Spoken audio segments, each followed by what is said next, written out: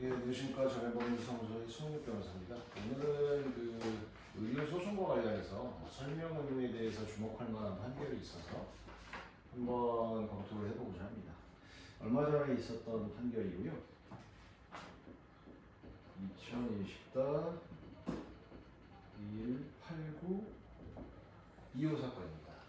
일반적인 의료소송과 조금 달랐던 부분이 설명 의무 부분이었었습니다. 일반적으로 의료소송을 제기했었을 때는 위법성과 손해부분에 대한 입증을 피해를 주장하는 원고 측에서 해야 됩니다.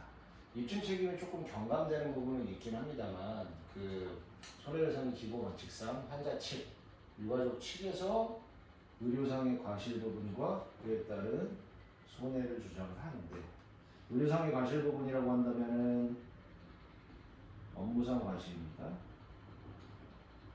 현행 의료기술상 인정되는 부분을 해야 되는데 그 부분을 하지 않았다거나, A 부분을 해야 되는데 B 부분을 했다거나, 이런 과실입니다. 이 부분 자체는 주장한다고 해서 입증되는 것은 아니고, 일반적으로는 감정 신청을 해서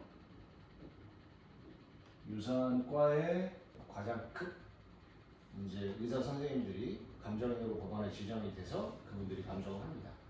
진료기록 감정과 신체 감정을 종합적으로 하고 별도의 검사 방법, 기존에 어떤 병원에서 진료받은 내역에 대한 자료도 보기는 하지만 별도의 검사 방법을 통해서 확정을 하고 그에 대한 감정 결과가 법원으로 회신되게 됩니다. 그런데 이제 판례상 보면 감정인의 감정 결과를 100% 믿어야 되는 의무가 있는 것은 아닙니다. 하지만 실무상 보면 특별한 문제가 되는 부분이 없다면 감정인의 감정 결과는 위법성 인정에 되게 중요한 근거가 됩니다. 그리고 손해 같은 경우는 적극 손해, 소극 손해, 위자료는 아니고요.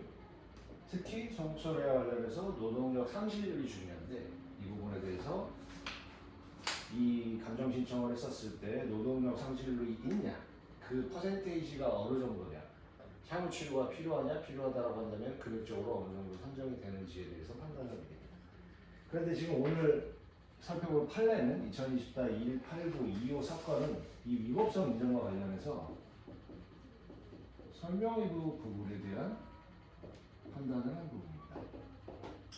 설명의무라는 것은 의료진이 어떤 의료상의 진료를 하고 치료를 하고 수술을 할 때 이와 관련해서 어떤 수술이고 그로 인한 후유증이 생길 수 있고 이러한 부분이 문제가 될 수 있는데, 이런 부분에 대해서 판단을 하시겠냐, 나의 의견은 그런데 따르시겠냐, 이런 의견이 어떠냐를 묻는 것입니다.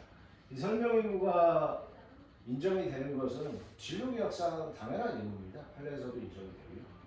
환자분 입장에서 왔었을 때는 의료상의 전문 분야는 아니기는 하지만 나에 대해서 어떤 치료가 되고 나에 대해서 어떤 수술이 된다는 부분에 대해서 알고 있어야 되고, 그로 인한 후유증 아니면 문제가 되는 부분에 대해서 자기 의견을 피력할 수 있어야 되기 때문에 설명으로 인정이 되고, 설명을 하지 않거나 제대로 하지 않았거나 아니면 잘못되게 했었을 때는 위법성 인정에 판단 근거가 되는 겁니다. 근데 우리 케이스에서는 환자가 만 19세가 되지 않는 미성년자였었습니다. 그런데 미성년자 법정 대리인이 있죠. 병원에서 진료를 하기 전에 관련해서 설명 의무에 따른 이런 부분이 문제가 되고 어떤 부분이 문제가 되고 후유증이 있을 수 있다는 부분은 미성년자가 아닌 법정 대리인한테 했습니다. 미성년자인 환자 입장에서는 자기에게 설명 의무를 하지 않았다는 주장을 했고, 1심에서는 완전 패소했는데 2심에서는 설명 의무 위반이다 라고 해서 2천만 원에 대한 판결이 났고, 병원 측에서 대법원에 상고를 제기하면서 판단을 했는데, 결론을 우선 말씀드리면 대법원에서는 미성년자에게 설명 의무를 직접적으로 이행하지 않았다라고 하더라도 법정 대리인에게 했다라고 한다면 미성년자의 한 것으로 볼 수 있다라는 판단을 했었습니다. 예외도 좋습니다. 미성년자에 대해서 미성년자가 적극적으로 설명을 요구했거나 미성년자가 원하고 있었는데 법정 대리인에게 한 경우는 안 된다는 근거를 두면서 이 케이스에서는 미성년자에게 설명 의무를 안 했지만 법정 대리인에게 했기 때문에 설명 의무 자체를 했고 문제가 없었다라고 하면서 2심에서 2천만 원의 위자료 판결을 난 부분을 파기하고 환송을 시켰습니다. 저희는 뭐 환자분도 대리하고 병원들도 많이 대리하고 이렇게 하기는 하는데 이 법원의 판결에는 약간의 의문이 있기는 합니다. 왜냐하면 일률적으로 미성년자를 만 19세를 기준으로 해서 나눠서 만 19세 1월이 하루라도 지난다라고 한다면 미성년자가 아니니까 설명의무 대상이 되는데 뭐 18년 11개월 됐다. 한 달 차이로 미성년자임에도 불구하고 안 해도 된다라는 좀 어떻게 보면 극단적인 경우가 나올 수도 있고 미성년자라고 하더라도 극히 영유아가 아닌 뭐 초등학교 고학년 정도 된다고 한다면 어느 정도 자기 의사표현은 뭐 당연히 가능한 부분인데 조금 의문이 되긴 합니다만 근데 법원에 어떤 기준을 세워줘야 된다는 원칙상으로 봤었을 때는 충분히 타당할 만한 판결이라고 합니다.